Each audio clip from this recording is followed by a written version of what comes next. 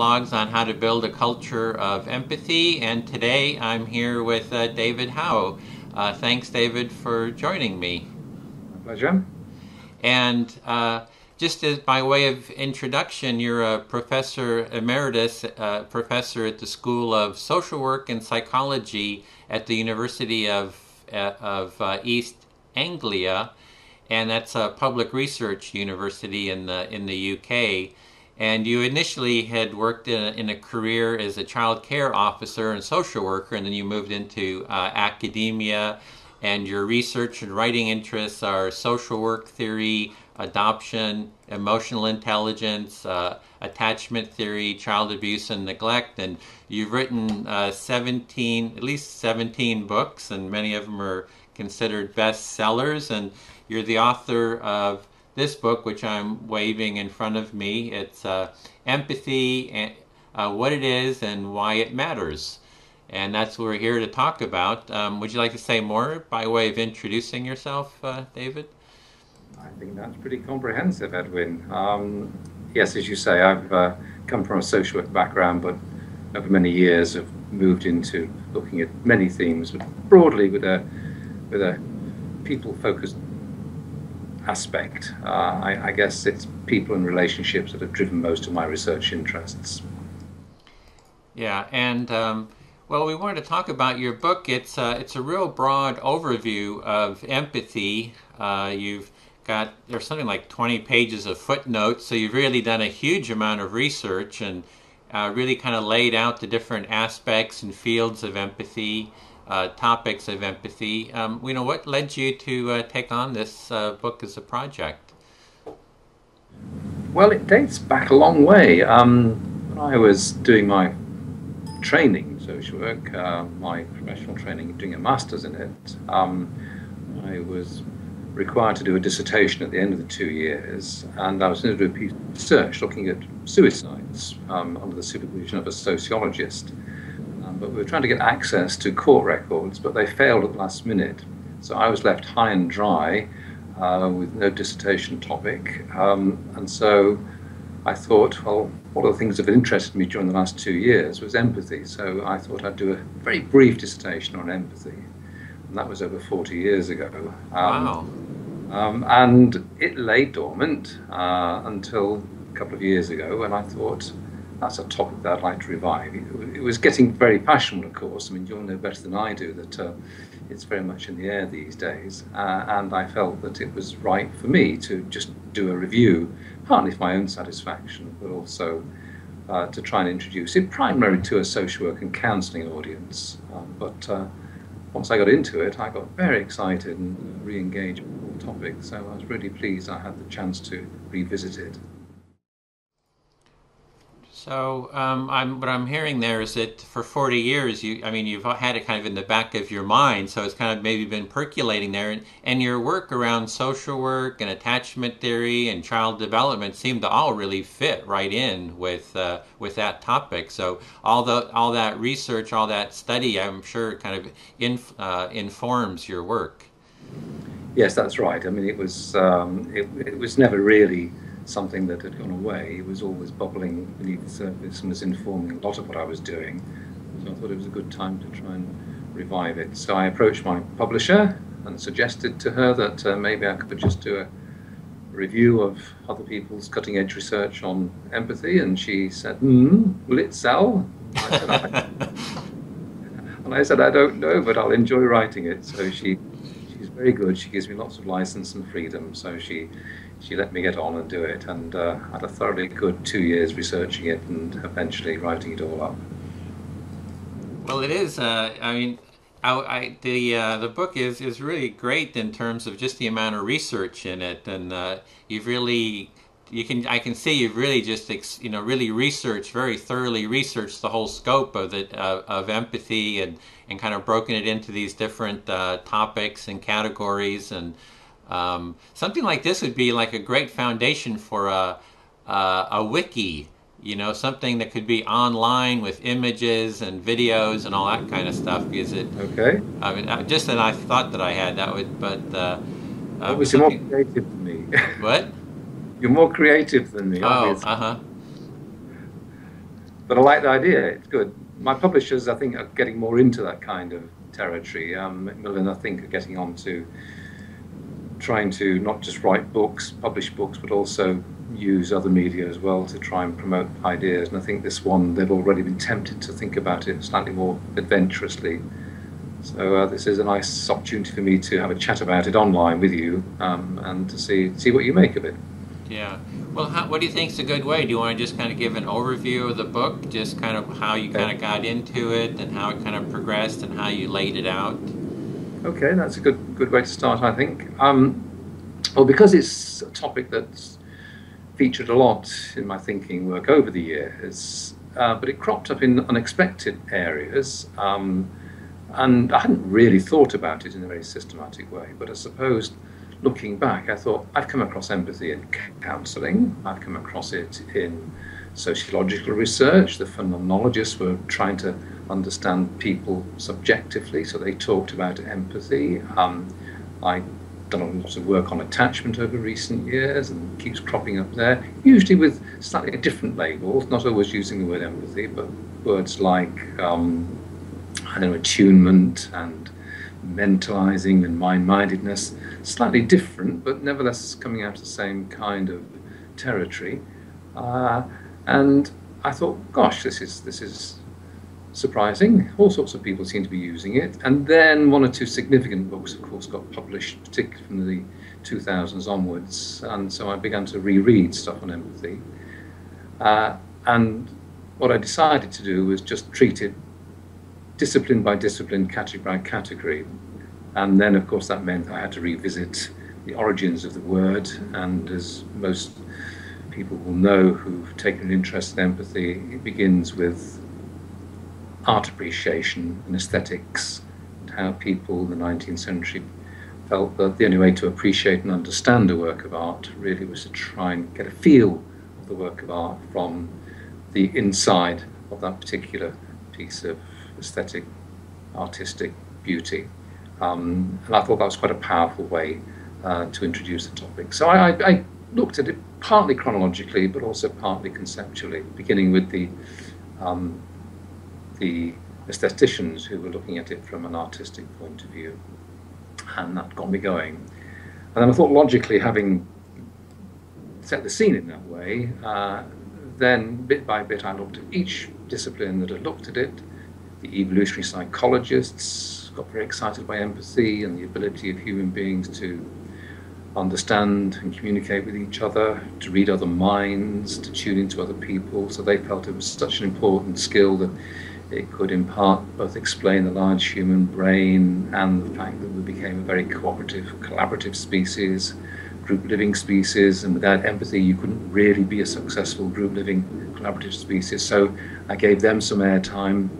And then I looked at the developmental psychologists who thought a lot about how children develop social cognition and social understanding, how they begin slowly to realize that other people have thoughts, other people have feelings, other people have perspectives, and that these are worth knowing about. So basically how parents train their kids to be psychologists, and that empathy comes into the frame at that point. You can't become empathic until you've been on the receiving end of empathy, I suppose, is the basic thesis of the developmental psychologists. So I could go each chapter in that way, but it was that kind of approach that got me going. So going through it, through different disciplines, through different time frames, along different chronologies. So the rest of the book basically follows that pattern, and it gets me finally into the celebration of empathy as a modern concept that, as you know probably better than I do, perhaps the world needs more of. Yeah, so it sounds like you're talking about how empathy is kind of central, not central, but really overlaps with so many different disciplines and so many areas of study, and they're kind of putting empathy kind of at the center, like you're doing, looking at empathy. It kind of relates to all these different fields, which is really quite interesting. And so you're kind of putting empathy central and then kind of covering, reaching out to all these different fields to show how empathy relates to those fields. And yeah. So looking at those kind of the more basic sciences like psychology, like philosophy, and of course these days the neurosciences, taken a great interest in the ability to see other people's perspective. How do we understand other minds? And empathy features a lot in their work. So you've got a lot of basic sciences that are addressing the concept, which is very exciting. But then, of course, inevitably, then you look at how people begin to apply and use the concept. So it got me interested in how the counsellors have been thinking about it. And of course, they're old hands at empathy. They've been thinking and excited about empathy, particularly person-centered people now for decades and decades. They were kind of pioneers, I think, in celebrating the value of empathy. And then increasingly other disciplines, psychology and psychiatry, social work, have all been adherents of empathy. So I looked at what they had to say, and then gradually worked towards valuing the relationship in all therapeutic practices, whether it's counselling or clinical psychology or social work, and that empathy's part in that perhaps needs to be better appreciated, better understood, as I keep saying, better celebrated. So the end result, of course, was many chapters going from the philosophy of art and aesthetics through psychology, through the neurosciences, and then more formally into applications, counselling, social work and relationship-based interventions, and a little digression to look at empathy deficits along the way. And some of the perhaps slight, I think recent debates, of course, have captured some of this, some of the downside of empathy in the sense that it can cause tribal affiliation, which means that other people might get excluded. If you begin to, as it were, identify with your own kind, then it can mean that other people get excluded. But that's a very limited view of empathy in my view. Well, you have 16 chapters in the book, and you're kind of giving a bit of an overview of it. And I think you talked about child development and empathy. That was chapter 4. And you were giving a little bit of intro into each chapter. Maybe we could actually go through and just get the breadth of the book. You had chapter 5, the empathic brain. Yeah. What was that one about? Well, that's me dipping into the neurosciences, and most books on neuroscience these days talk about the brain, the human brain, being a social brain, and how we acquired a brain that was particularly good at seeing other people's perspective, and how the brain does this trick. And again, looking at not just the neurology of the brain, and these days mirror neurons feature in the discussion as much as anything else, but how the brain is programmed to make sense of experience, but before it can make sense of an experience, it needs exposure to the experience of which it needs to make sense. And that's a fancy way of saying that empathy would also fall into that particular bracket as well. In order to be able to be empathic, children have to be on the receiving end of other people who are empathizing with their position. And the experience of being empathized with, having people see the world from your point of view, and requires you to begin to see the world from their point of view. And that kind of downloads empathic capacities at the neurological level. So it's an exploration and review of what the neuroscientists have to say. And I think that's appreciated by many brain scientists. And of course the developmental psychologists feed on that and develop it, as indeed the educationalists do. So there are many people now who are promoting empathy in the classroom. And that's very exciting and very important work. So that's chapter 5, the empathic brain. You're saying that's related to mirror neurons, the neuroscience of how empathy works, and as well as to learn empathy, you have to be empathized with. So that's kind of like the child development, that as we're empathized with, that gives us the capacity to actually empathize with others. Yeah, the neurodevelopmental sciences particularly recognize the fact that the brain doesn't come fully formed at birth. It begins to acquire a lot of its competencies and abilities to process complex information through experience. And if you're going to be socially competent, that is, you're going to be able to relate with other people skillfully and competently, then a lot of that learning and competence comes about through being on the receiving end of such skills and competence. And empathy, of course, is a key experience to be on the receiving end of. So there's a lot of marrying between the developmentalists and the neuroscientists, looking at how the brain begins to organize itself, particularly in the first 12 to 36, 48 months, to make sense of other people's perspectives, other people's minds, and how the brain begins to hardwire and organize itself to achieve that particular wonderful skill. And mirror neurons crop into that argument along the way. They're a very particular, specific kind of empathizing. I think people often call it emotional empathy, where you observe someone else and have a physical as well as a neurological reaction to it. But I make a distinction between that and more cognitive empathy, which I think can be learned and enhanced and improved. And by that I mean, if you can think your way into other people's shoes, position, perspectives, then you can learn to feel their world simply by knowing something of them and their circumstances. So that's, if you like, requires a lot of cognitive effort, whereas more emotional, empathic attunement is done a lot more physiologically, somatically, outside of conscious or cognitive awareness. So I think there are differences, and I kind of explore the two and try to argue that both are important players, and of course they link and feed off each other. But I am quite keen, I think, to get people to be much more hard-working in trying to see the world from other people's point of view, to know more about you, where you're coming from, what your history is, your race, what your colour, what your sex is, what kind of experiences you had, and that allows me to begin to sense and feel and understand the world from your point of view. So I can develop empathic abilities by knowing more about you. That requires effort and concentration. So I quite like to emphasise that bit. I don't think empathy is just simply something that overwhelms or swamps you just simply by being in the presence of somebody else. I think you have to also be a lot more cognitively active to be a fully empathic individual, particularly as a counsellor or a therapist or a people-orientated worker. Well, that takes us into the definition of empathy, which you had mentioned before. But the way I define empathy, I see it as like 4 parts, kind of 4 major parts to it. The first part is what I would call self-empathy. So that's that sensory awareness of ourselves.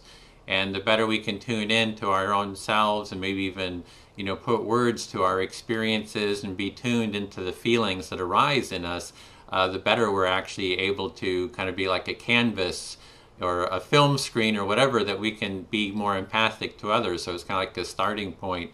The second part, which is the emotional empathy or the affective empathy, which is talked about by academics, I would call mirrored empathy, in that we mirror others' experiences, maybe through mirror neurons, that we can feel the somatic, the feelings, the senses, and kind of have that resonance or that attunement with others. Then there seems to be another third part, which is, I like the word imaginative empathy, but sometimes called perspective taking or cognitive empathy. And then that's kind of the role taking, putting yourself in someone's position.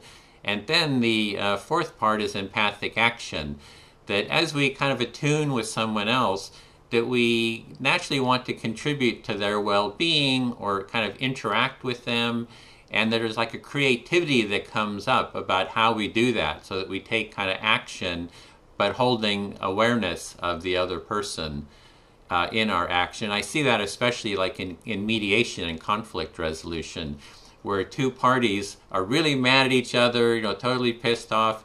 What you do is you empathize with both sides. You start getting them empathizing, feeling heard. Then you turn them to each other to start hearing each other, and you kind of facilitate them hearing each other. And then they start, hearing where the other person is coming from, and what was important to them. And then you kind of go into, well, what do we do now? And there's an action component of how the 2 parties or the disputants will act in the future, how they're going to relate to each other. And they relate with the sense of holding each other's humanity, their awareness of the other person. And that action part, that I just call empathic action or empathic creativity and empathic action. So that's kind of the model that I'm kind of operating from. And I kind of hear you're talking about the kind of the affective mirroring and the perspective taking were the two parts I was just hearing you talk about. Yeah, no, yours sounds really really good. So pity I didn't know about it before I wrote the book.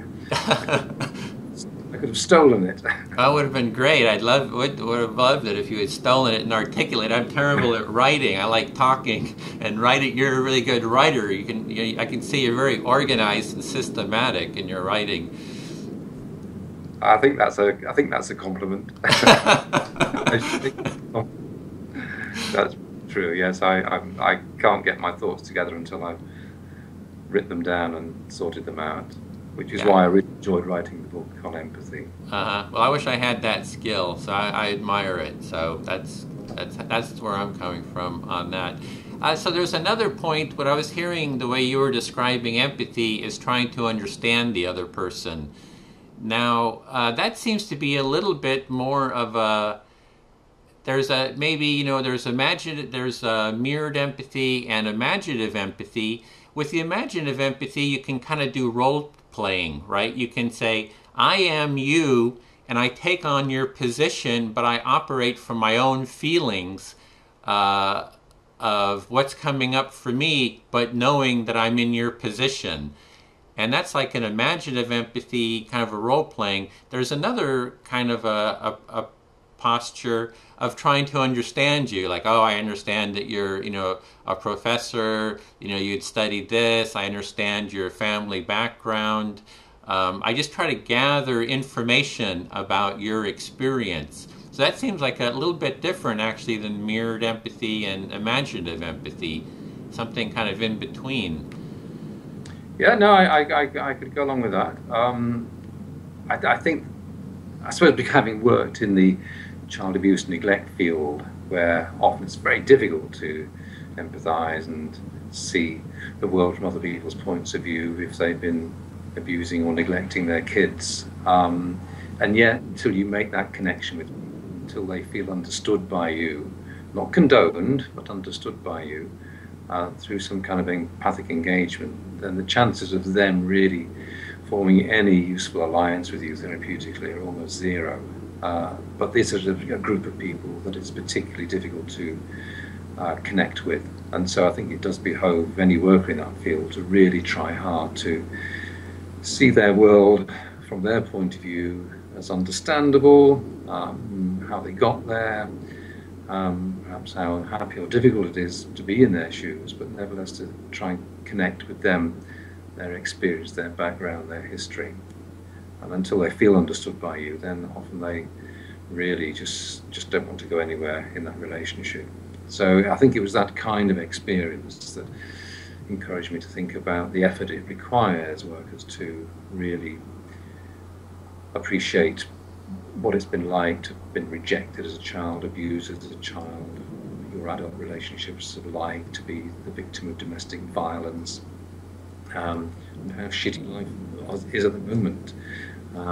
Okay, you neglect or abuse your kids, and that's not going to be acceptable to anybody, but at least this guy is attempting to at least feel and see me from my perspective. And no one's ever done that with me before. So maybe I'll just give him a little bit more time. Maybe I won't just do what I always do, and that's withdraw, intimidate, ignore.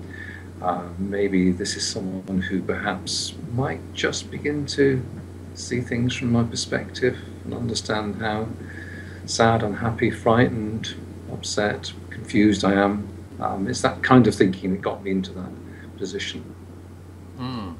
So what I was hearing there is that you were dealing with child abusers, is that right? And that typically in society they would be shunned, they would be judged, condemned, and that you can empathize with them, which doesn't mean that you agree, but you're really hearing what it is, where are they coming from, and that kind of actually kind of goes to the whole broader question of empathy in society.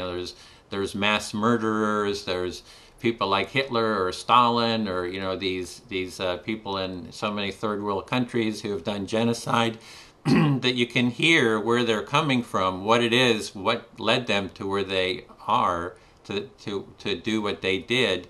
It doesn't mean that you agree with them, but that you just hear where it is that where they are coming from, and that's that's what you were doing as well, is trying to just understand and hear where they're coming from, and then as they feel that they're not going to be judged or condemned, that you're there to hear them, that they're willing to open up more and to share more about what their experience in life is. Yeah, yeah. I mean, they'll be judged in the sense that clearly abusing and neglecting your children is not acceptable. So, I mean, that will be an implicit judgment. But trying to understand how they've got to a position where they feel aggressive or neglectful or violent towards their partners or their children, it takes a lot of effort, imaginative effort, as you call it, cognitive effort, as I would call it. But until you can do that, then you're not going to make sense of these people. And if you're going to do fairly tricky work with them, you've got to make sense of them. Like, as I keep saying, not condone what they do, but make sense of how come they're doing what they're doing. And if you've got to take really key decisions, like, do I remove the children? Do I take them away? Do I take them to court? Should I place them for adoption? Do I leave them where they are? Are they going to be safe? Can I work with this person? In order to answer those questions, you've really got to understand the person that you're working with. And that understanding really is the basis of the kind of empathic connection that I keep arguing for. You can't take major, significant decisions. You can't do meaningful work or therapy with them until you've made sense of them. And you can't make sense of people who've done abusive and neglectful things with their kids until you've kind of sensed the world from their perspective, from their point of view. Yeah, the way I'm approaching it is I think we need a culture of empathy, so that we need to really restructure society so that empathy becomes a foundational cultural value, and that if we want to create a culture of empathy, the means are the end. So I think what you're doing with the people you were talking about, that it's actually, you have to kind of model empathy for them to even learn to empathize themselves, so that it's also it's not only are you gaining information about what to do and what the next step is, but you're actually modeling it, and it's also kind of training people who have perhaps been abused and who have who knows what kind of problems in their own life to accept empathy as kind of a way of being themselves, and that maybe the healing aspect of empathy going forward for them too. Yeah, no, I go along with all of that. I have this mantra, this almost cliche, I guess, really, that if you want parents to be empathic and attuned and sensitive and responsive to their kids, and they can't do it for whatever developmental reasons, if you want them to be able to do those things with their children, then you've got to do it with them. Until they've been the receiving end of what you want them to do with their kids, they're not going to be able to move forward. And to the extent that you can model and create an empathic relationship with them, then, because the brain is plastic, it's never too late, then bit by bit people perhaps can begin to feel safe by connecting with other people's minds. These are people, if we're still talking about child abuse and neglect cases, these are people who, on the whole, never felt safe. They're frightened, they're anxious, they're angry, they're confused, and they're puzzled. The world is a hard, stressful, difficult place for them. And so they either withdraw neglectfully or they attack aggressively, abusively. They've got to learn to feel that this is a safe relationship. And by being empathic, then they can begin to feel surprised, maybe a little bit safe. And as John Bowlby said, you can then act as a secure base from which to explore with them their feelings, their past, their issues. And empathy, for me, is just a major strand in all of that enterprise. Yeah, well, it is for me too. So that's, I think we're on the same page there. It's like, really, how do we foster that empathy? And it looks like you've been right there in the trenches, on a personal, person-to-person basis, working on this too.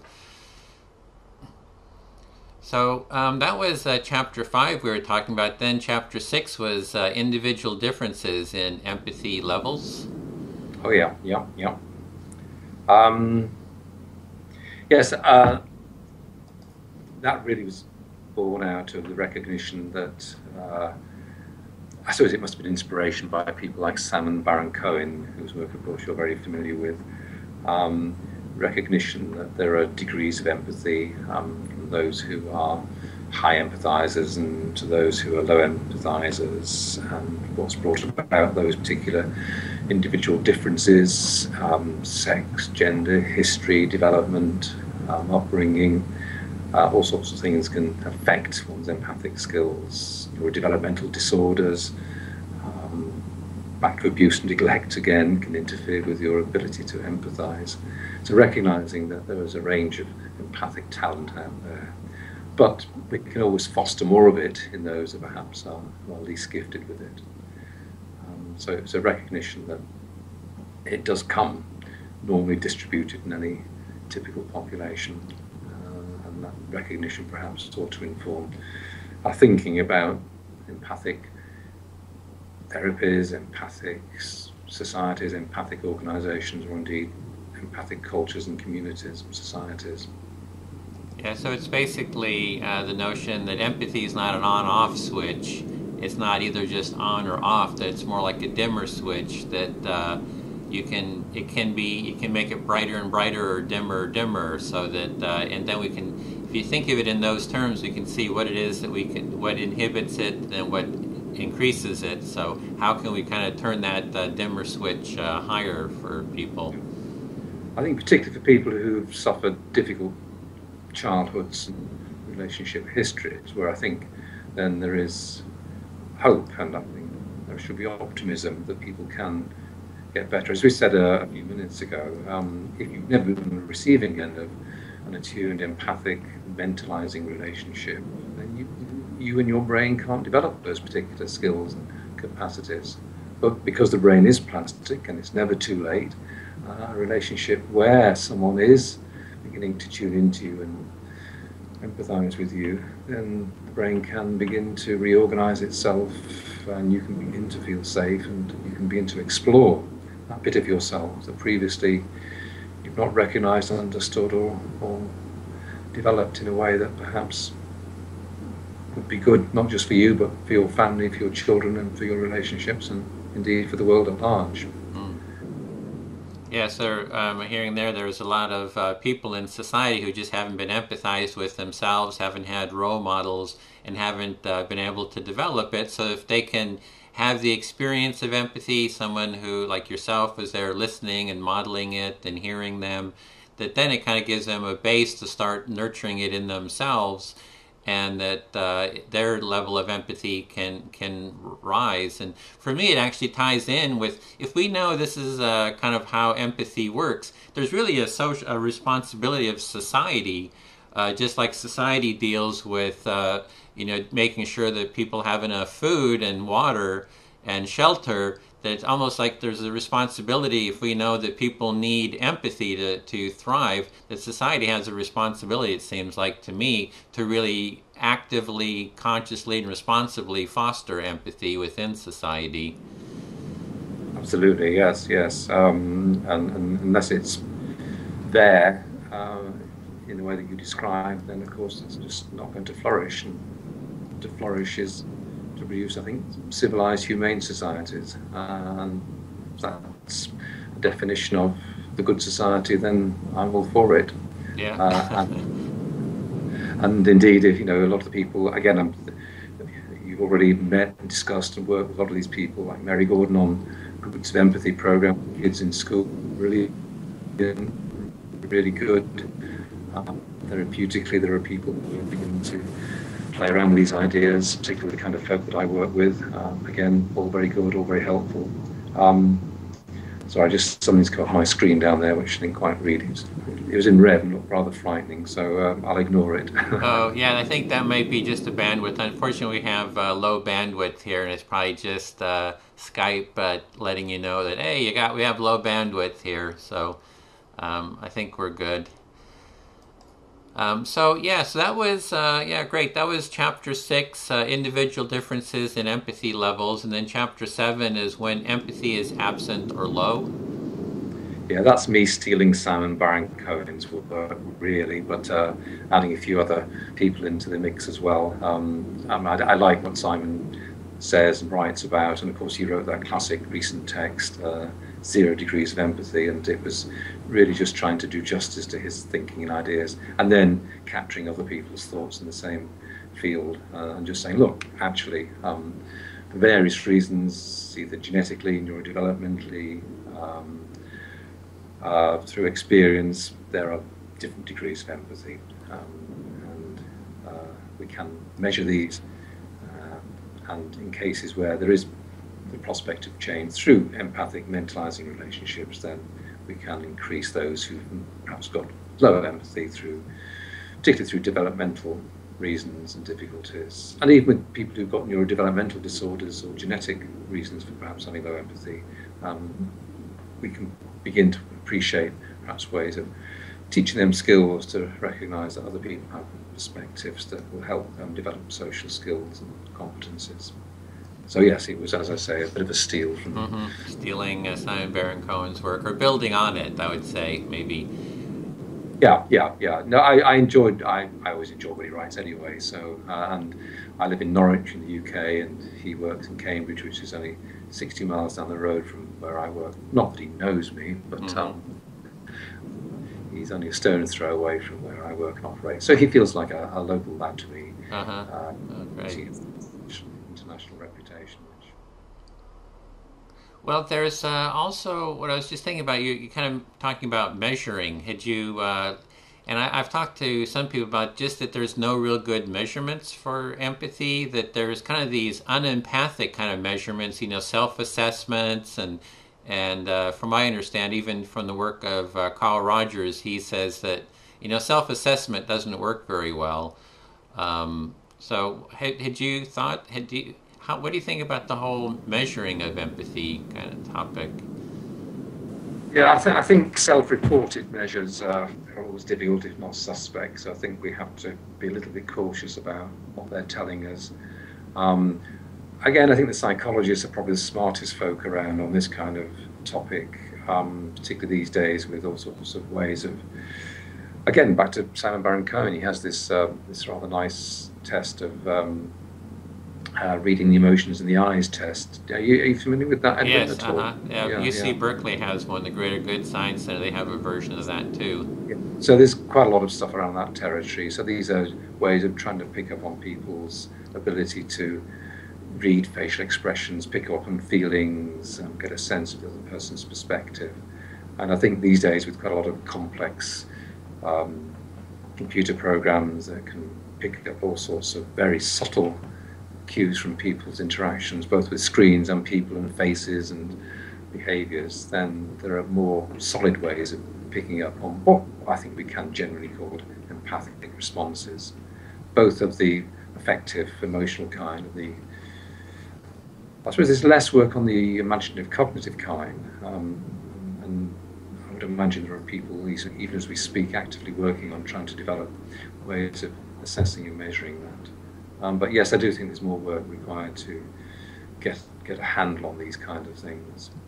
Yeah, because there's a variation in empathy, or we were talking about these different types of empathy. There's almost like we need different measurement for the different types of empathy. So how good is one at connecting with themselves and tapping into their own feelings? How good are they at mirroring others? How good are they at taking that role playing, and how good are they at actively working together with others once they do have like an empathic connection? So if we can kind of break down the components of empathy and measure each one, maybe we can create interventions specifically for each aspect. It sounds as if you and I perhaps aren't the world's experts at developing these instruments, but if I like your fourfold model of empathy, but then if you take that fourfold model and just raise the question you just raised, how would we actually then assess and measure empathy in each of those four domains? And I think you kind of need a scientific, psychologically scientific brain to think about how you could begin to break that down into measurable components. And I think clever people could begin to do that, as indeed they are doing that. Maybe the challenge is for you to find people that you can ask to operationalize your fourfold concept of empathy. I like the sound of that. Yeah, well, I've did several interviews with Marco Iacoboni, who did the book Mirroring People. So we actually did a panel discussion about measurements, measuring the taxonomy of empathy. And he's saying he's been talking to people out there saying we need a real taxonomy of empathy and, getting more specific about the measurements. And he says people aren't doing it, that there's a real need for it. And that at least from his perspective, he's not seeing that someone's really grabbing a hold of this to, it's maybe because it's such a big project. Yeah. There are a lot of people doing in the cognitive field. You think they would have perhaps pursued it? Maybe they are doing it, but perhaps not putting the label empathy on some of the stuff they're picking up. I mean, it could be out there, but it's not making the kind of connections that we think are actually present, but who knows? Mm-hmm. When you say cognitive field, and what do you mean by that? Psychologists. I mean, they're probably the most active people around. Psychologists, yeah. Well, I know that I've seen Carl Rogers, some of his work that he had written. There was a paper he did on empathic, way of being or something like that. There was a paper he did in the 70s, and he mentioned, self-assessment as being poor. And that they had different approaches. One was to have a group of like 10, 20 psychologists that were kind of observing some other psychologists to see how well they did. And they analyzed like 10 of the top psychologists and then kind of just assessed how well they were doing. And he said it was pretty atrocious. It was like there was some that were like way below the scale, and so there's that assessment.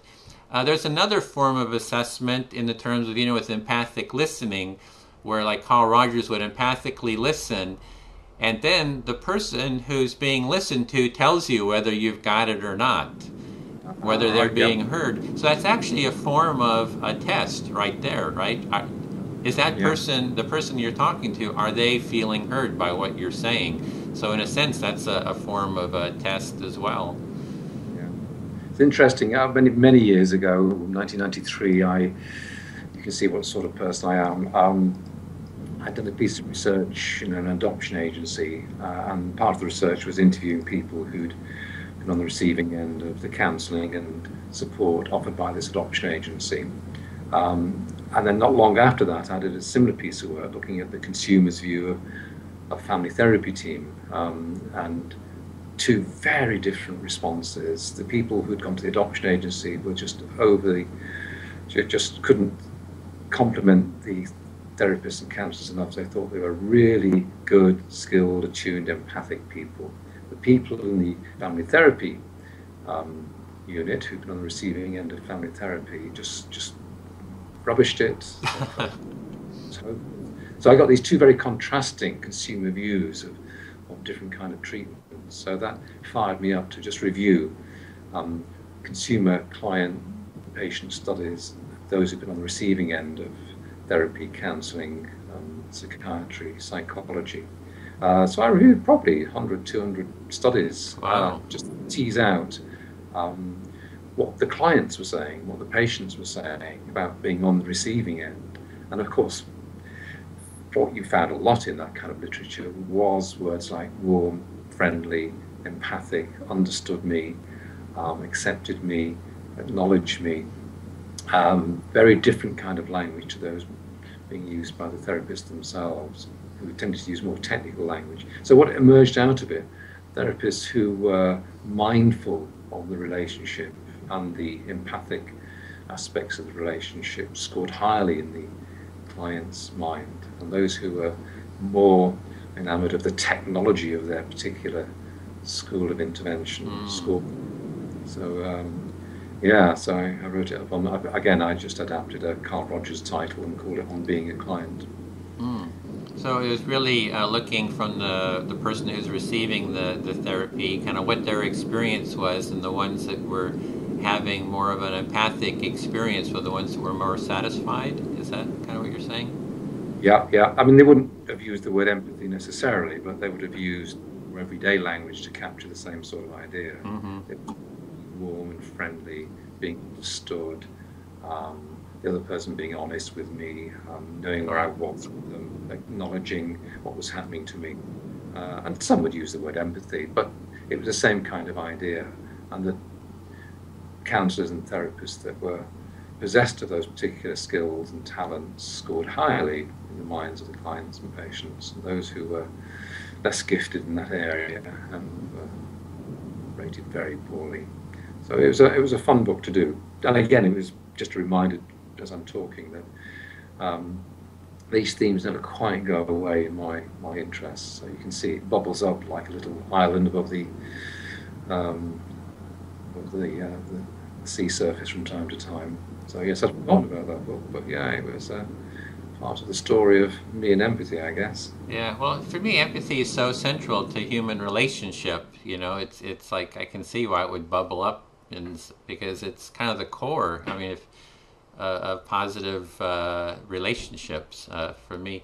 One thing, you know, you were mentioning like therapists, you know, listening to the clients, and one thing I'm looking at is that can also I was going to say it could lead to narcissism, in the sense that empathy is like seems like a two-way relational a skill or a way of being, in that if a person is just being heard by the therapist or by the counselor, they're just being heard. Maybe the counselor is kind of also being authentic, sharing a bit.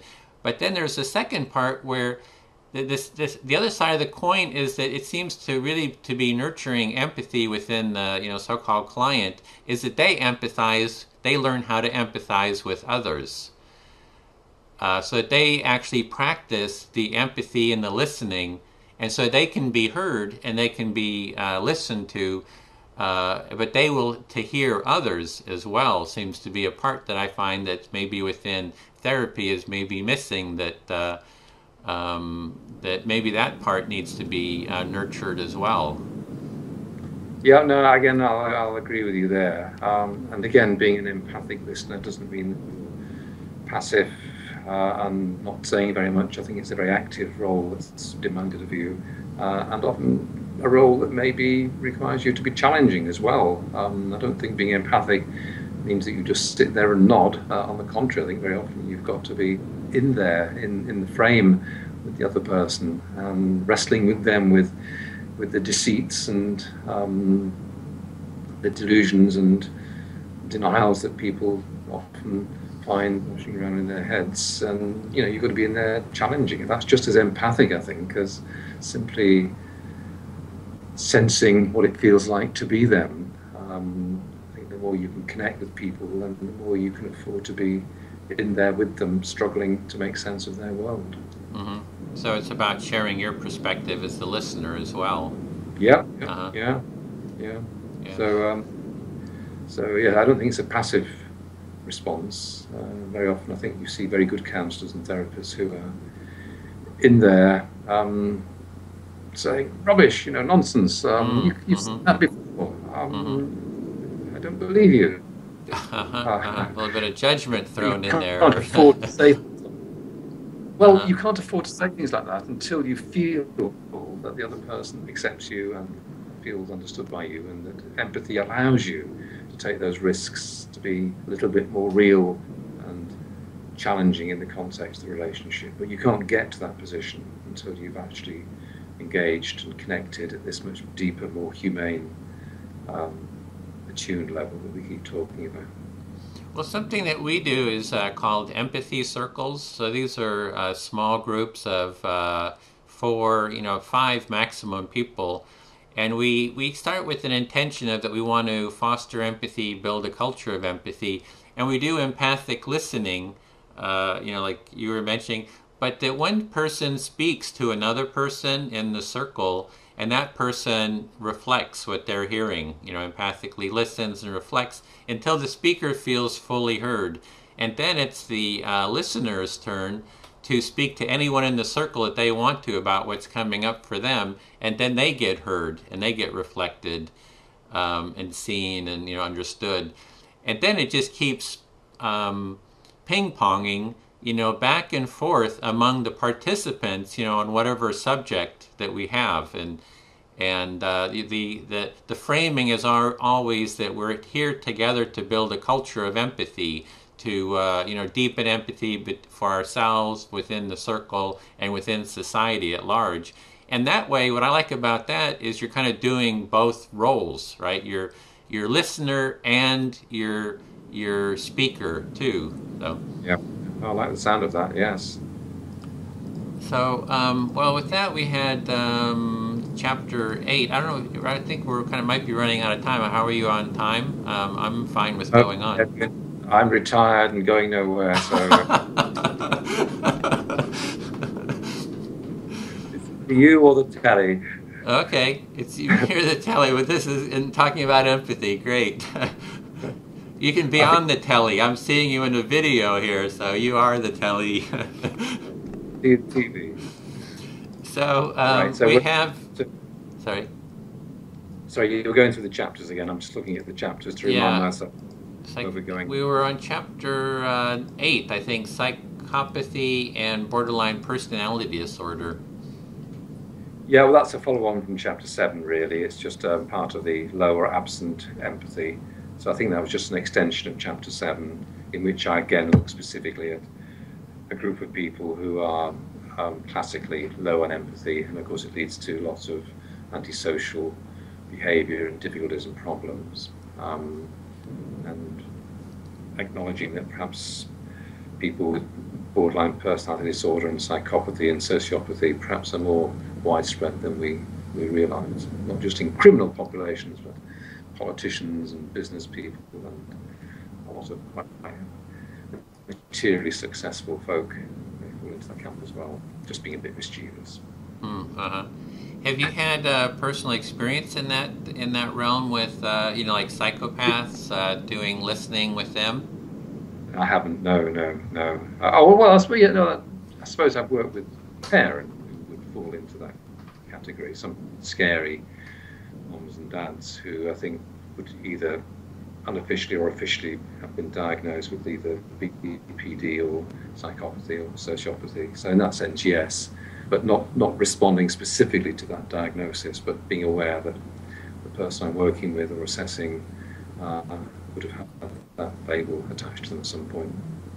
Well, I was just, the interview before this was going to be with Sam Viken, I think, and he's a 3 times diagnosed psychopath and narcissistic psychopath, and he's kind of made a profession of going out and talking about psychopathy and narcissism from the psychopath's point of view.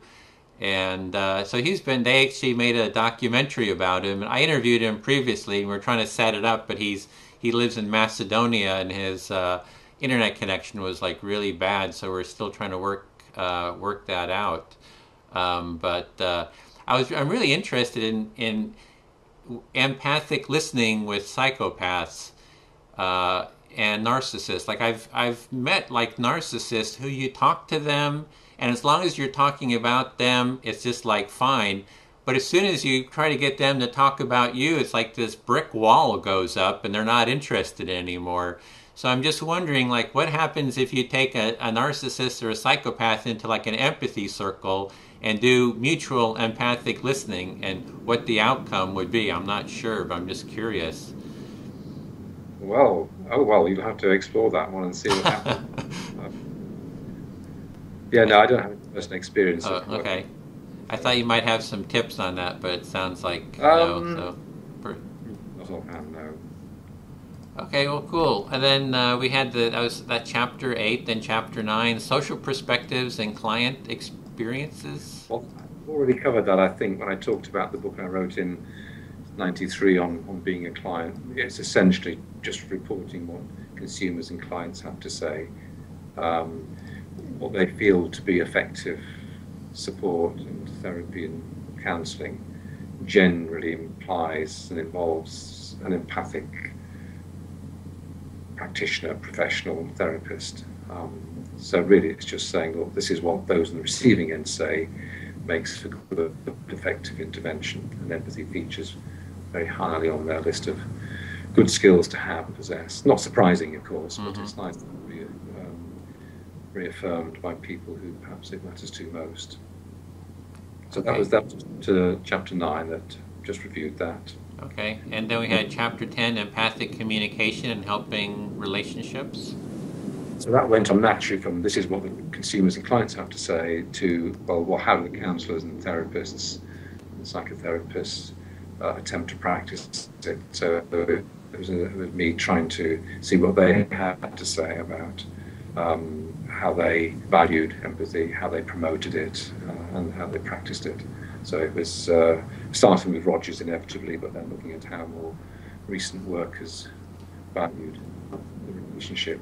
And surprisingly, a lot of rather hard-nosed empiricists coming out of the evaluative literature discover that the relationship actually is quite important. And blowing me, one of the key ingredients of the relationship seems to be empathy.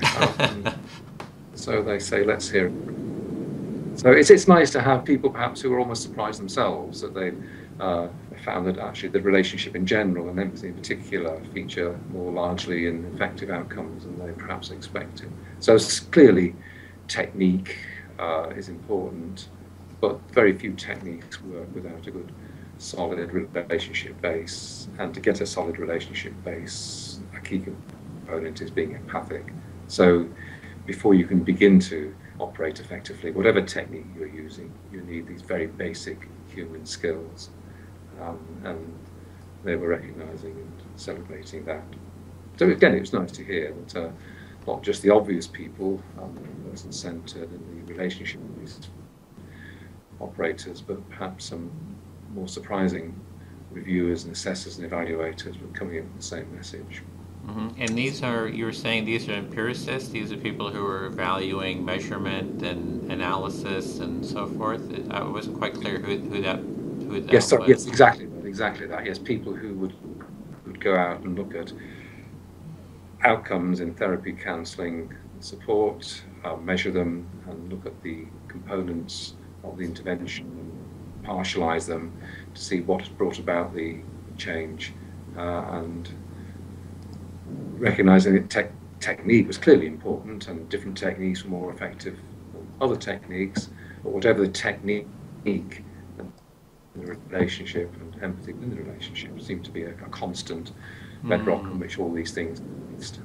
So it was reassuring, not a surprise to me and I guess not to you, but it was nice to hear that other people were coming up with very old messages, but put in kind of new language and new guises from a much more modern empirical point of view. So that chapter basically was trying to say, hey, look who's on board with us here. Mm-hmm. It's like they might be seen as skeptics, like, oh, we don't need empathy, we need measurements and all that, and then they're measuring everything and checking everything, and then their work is pointing to the importance of empathy. So kind of a little bit of a full circle there for that. Yeah, cool. So that yeah, sorry, go on. No, go ahead. Yeah, I mean they're clearly impressed with the fact that different technical approaches differ. So CBT scores highly in a lot of cases. Solution-focused or task-centered approaches or strengths-based approaches have their strengths and weaknesses. But whatever the technique, they're saying there's something about human relationships that seem to make a difference as well. Well, there's something I read by Carl Rogers. He was talking about the different approaches, therapeutic approaches. And one, he mentioned approaches that are kind of like kind of therapist-led or expert-led, things like Gestalt therapy, biodrama, psychodrama, kind of these approaches where it's a very it's the skill of the therapist or the practitioner that creates these effects for people. And then there's another approach. I think it was the cognitive-based therapies, or the ones that are kind of more manipulative and controlling, where you're trying to change people's personalities through a kind of a little bit of an authoritarian kind of a means, or, well, we can just change people and we know how it should be. And then he mentioned his, client-based therapy, person-centered therapy, which is more you let the person, kind of be there with them in an empathic mode, and that allows the person to grow, from themselves and from within, from themselves. And so that was kind of like the approach that he mentioned. And I think he was a little skeptical about the more, maybe, I don't know if that's authoritarian, but the more manipulative, like we can change society the way we think it should be kind of approach. Yeah, I'm not sure how much person-centered practitioners have moved on since Rogers' day. I mean, I suppose Rogers, in his most extreme view, would say that things like empathy, genuineness, and warmth were not just necessary but sufficient. I'm not quite sure I'd go along with that entirely. I think they're necessary, but I think you also need some other techniques built onto a lot of interventions. But without the basics, nothing works. Mm-hmm. I guess I've been influenced by. I work in the University of East Anglia in Norwich, as I keep saying, and an old friend from there who lives just locally down the road from me, a man called Brian Thorne, is a very well-known person-centered counsellor who's written a lot and written a biography of Carl Rogers. And again, Brian has been quite influential in his writing and certainly influenced me in my thinking on things like empathy. Although I'm not a person-centered practitioner, nevertheless his ways of thinking and approaching things, I think, have been quite influential for me. So it's nice to have someone local who's also internationally well-known, singing the same tune that I do, and I guess that you do as well. Okay, yeah,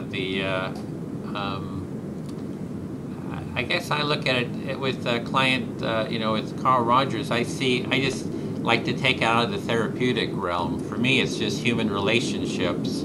Yeah. And how do we nurture empathic human relationships so people have both sides, so that it's so that you do the listening and the being heard, right? It's like, for me, the empathy kind of got stuck in the field of therapy, and we need to kind of free it and just bring it into human relationships in general, outside of a therapeutic realm. Yeah, but I think in the book I felt I'm obliged to, as it were, on my journey through the history of empathy, to certainly pay quite a few calls to the counsellors, because I think they did keep the light burning for several decades, perhaps when empathy was not particularly widely acknowledged and recognised and appreciated. So I think I felt, in fairness to them, I ought to give them a little bit of space in the book. Well, more than a little, several chapters, and then really anticipating where you've just taken the conversation, then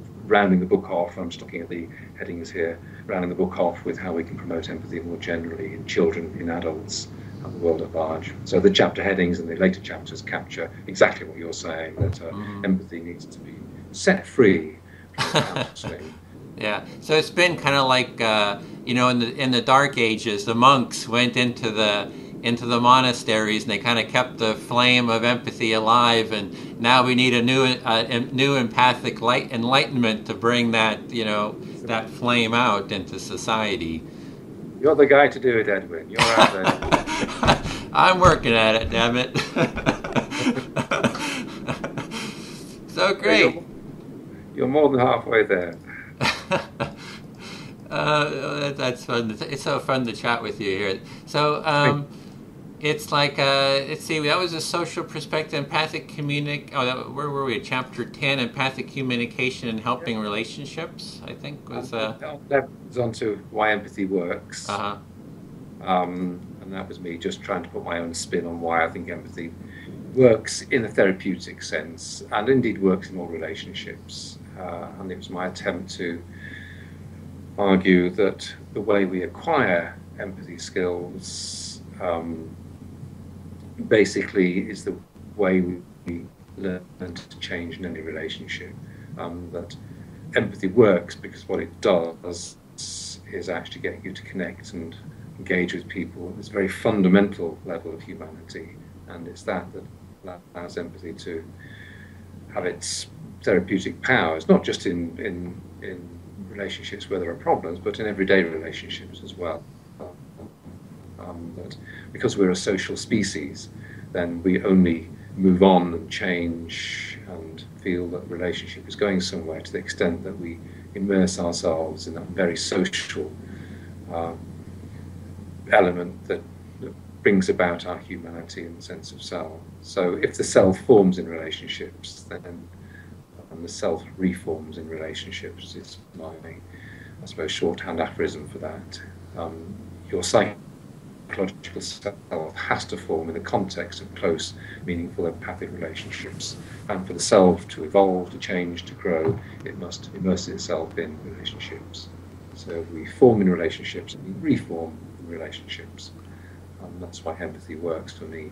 And I think you tied that in with your child development work too, I think, in the terms of that's how... Sorry? Yeah, so I was bringing together, sorry, we're just slightly time delayed here, aren't we?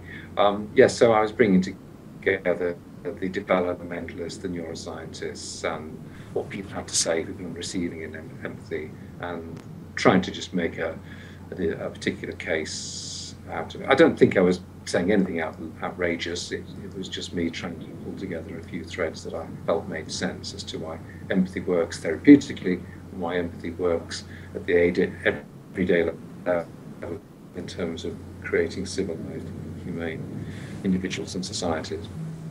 So that was the driver behind that particular chapter.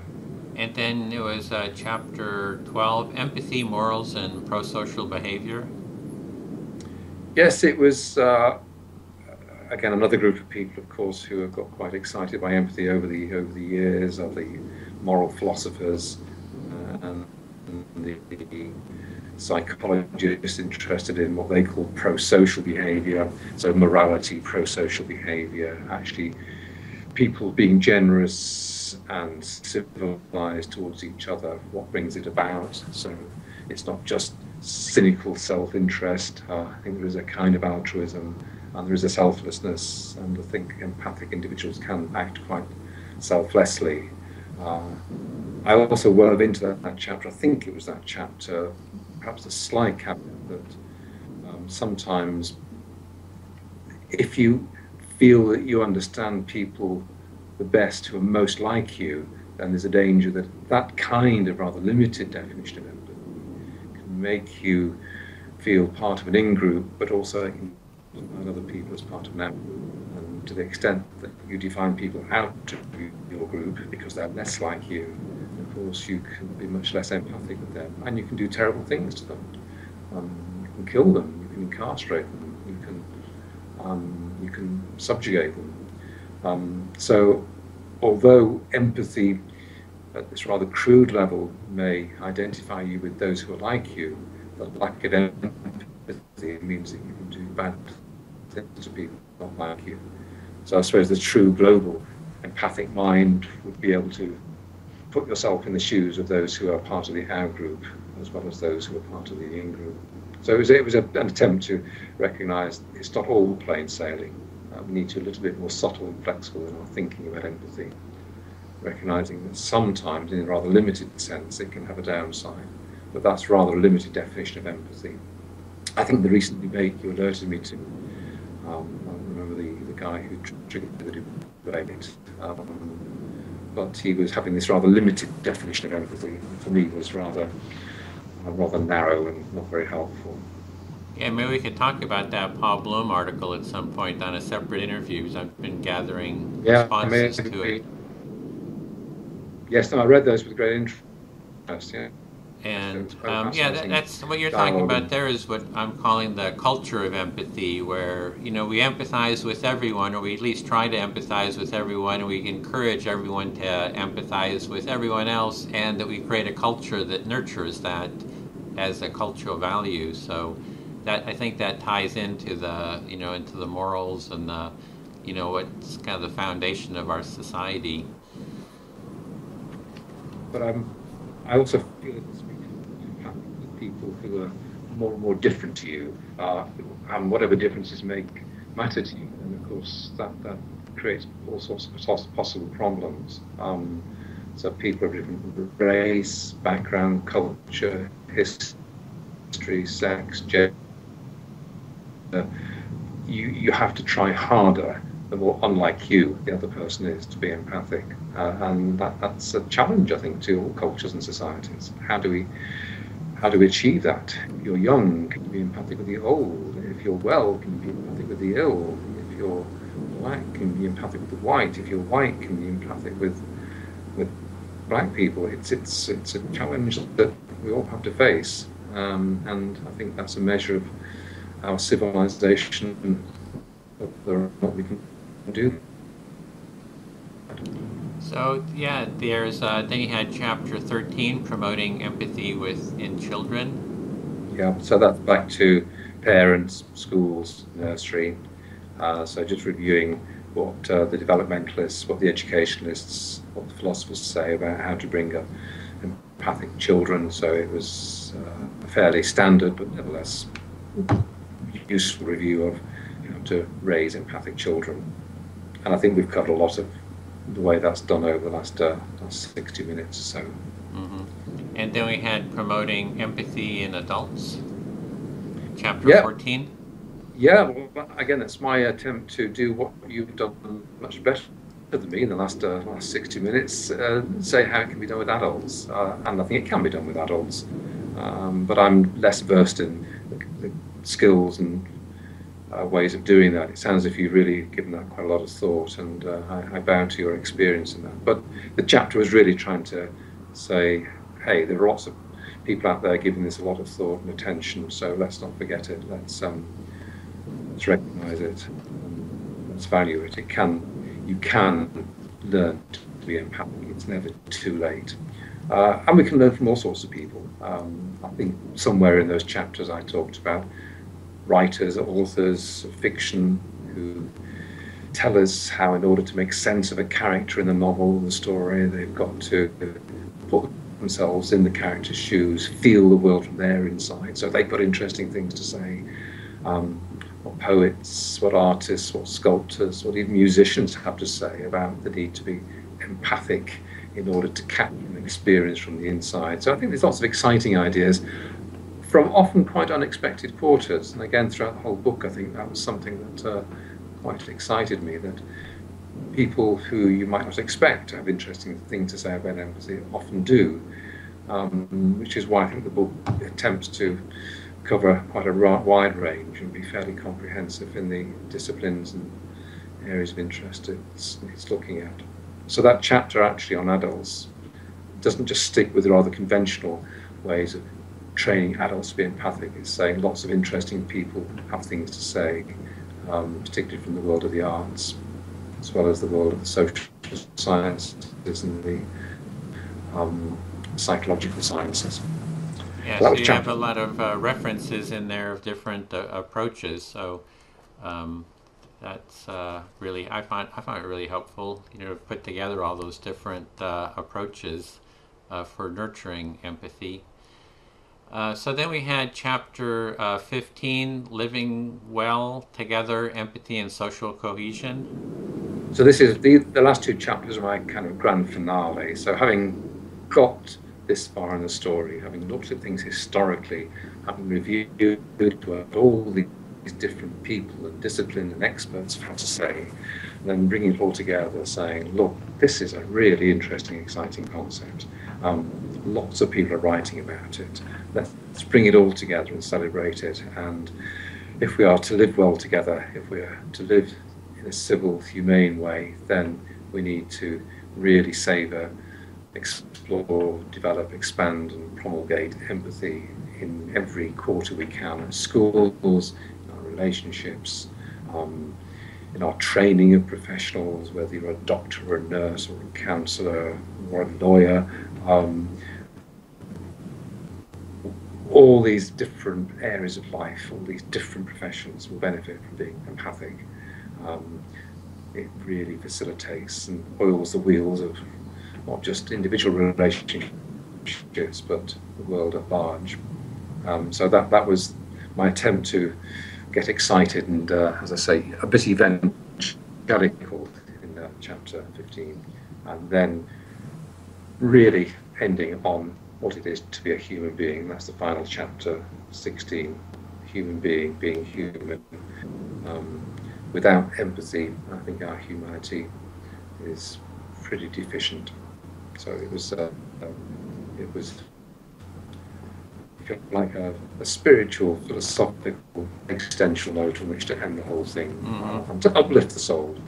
Yeah, it was great. I love that. I grew up in a fundamentalist Christian evangelical family, so I'm all for. I'm calling for an empathy, evangelical empathy. So I think you're right there. Let's evangelize the empathy. If we had that same fervor, as evangelicals have, I think we'd really get somewhere on this.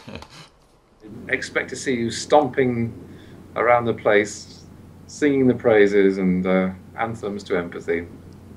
Well, this is great. We'll kind of end it here.